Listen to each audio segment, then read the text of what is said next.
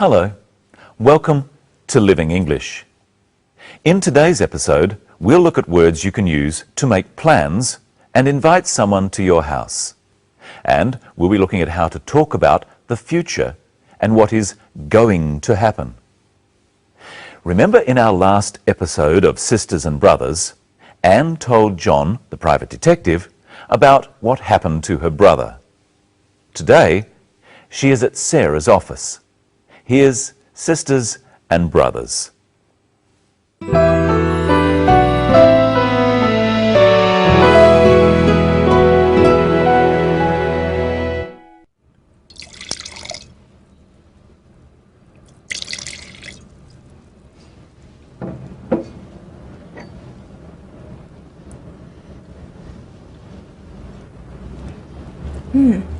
It's very smooth. Good flavour too. It sells well in restaurants here. I think these will sell well in Singapore. The samples you sent me were very popular with our staff. You seem to understand our taste in Singapore. Thank you. It's my job to know what my clients like.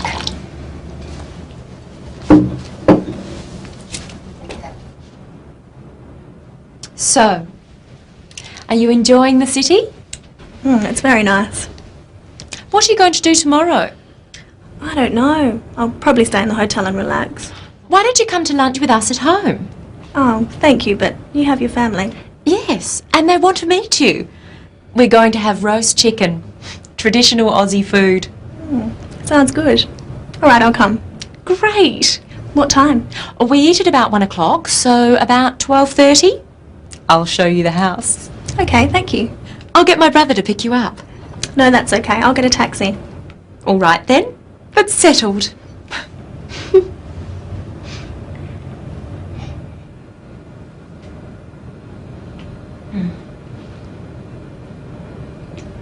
Let's look at how Sarah asks Anne about her plans. What are you going to do tomorrow? I don't know. I'll probably stay in the hotel and relax. Sarah asks, "What are you going to do?" Going to is used to talk about future plans. Repeat the phrase with the clip. What are you going to do tomorrow? Sarah invites Anne to her house. What are they going to have for lunch? Listen. We're going to have roast chicken, traditional Aussie food. They're going to have roast chicken. Let's practice going to. First, the question. What are you going to do tomorrow? Let's ask the question with different subjects. First, he. What is he going to do tomorrow? They. What are they going to do tomorrow? Now, let's look at the answer. Anne is going to relax. So she would say, "I'm going to relax." You try answering the question. What are you going to do tomorrow?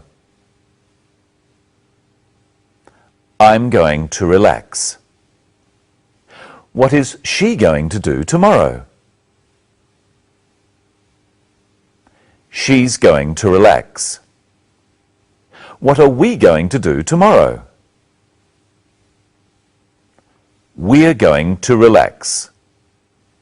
What are they going to do tomorrow? They're going to relax. There's another way of talking about the future, to use the word will. Listen again to what Anne says about her plans for tomorrow. What are you going to do tomorrow? I don't know. I'll probably stay in the hotel and relax. Anne says, "I'll probably stay in the hotel." I'll is short for I will. This is another way of talking about the future. I will do something. Listen to see how many times you can hear I'll in this next clip. We're going to have roast chicken, traditional Aussie food. Sounds good. All right, I'll come. Great. What time? We eat at about 1 o'clock, so about 12:30. I'll show you the house. Okay, thank you. I'll get my brother to pick you up.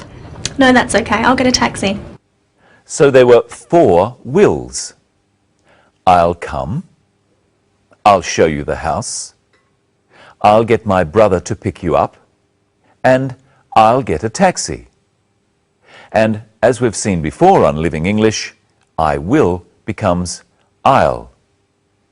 So when do you use will and when do you use going to? Notice that all of these actions in the future are single actions. I'll get a taxi. I'll show you the house. We use will for a definite single action in the future. We use going to for less definite or longer actions. What are you going to do tomorrow?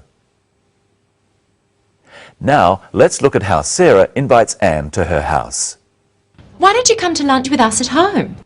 She says, "Why don't you come to lunch?" She doesn't really want to know why Anne doesn't come. She wants Anne to come. She is inviting her to come. Practice with the clip. Why don't you come to lunch with us at home? Now try asking with some different invitations, such as, "Come to dinner." Why don't you come to dinner? Try this chicken. Why don't you try this chicken? Go home. Why don't you go home? Ring me tomorrow. Why don't you ring me tomorrow? All of these are examples of making a suggestion. So if I say, "Why don't you ring me tomorrow?" I want you to ring me tomorrow. I'll ring you tomorrow if you like. Hello, Michelle. Hello. What are we going to talk about today? Well, I've brought my calendar so we can talk about days in the future. First, let's review the days of the week. You say them at home too. Monday, Tuesday, Wednesday, Thursday, Friday, Saturday, Sunday. Brenton, we need to make an appointment to discuss the program. When can we meet? When are you free? Well, I'm free today after this. No, I'm seeing a friend today. What about tomorrow? I'm busy tomorrow, I'm working. What about Wednesday? I'm sorry. I'm going out on Wednesday. What about Saturday? Oh no, on Saturday I'm going to do the shopping. Well, we can't meet this week. What about next week? Well, I'm very busy next week, but I can see you on Monday. Monday it is. It's Monday today, so I'll see you next Monday. Next Monday in a week's time. What time? How about 10 o'clock? Okay, I'll see you at 10 o'clock next Monday morning. That was very difficult. Let's look at how we talk about future dates. First, today. You would say, "I'll see you today," or "I'll see you later today." If it was in the afternoon, we could say, "I'll see you this afternoon." Or if it was in the evening, "I'll see you this evening." Let's say today is Monday. If I can see you on Tuesday, I would say, "I'll see you tomorrow." If I can see you on Wednesday, I could say, "I'll see you the day after tomorrow." Or I could just say, "I'll see you on Wednesday." We use on before the name of any day. And notice how the days have a capital letter.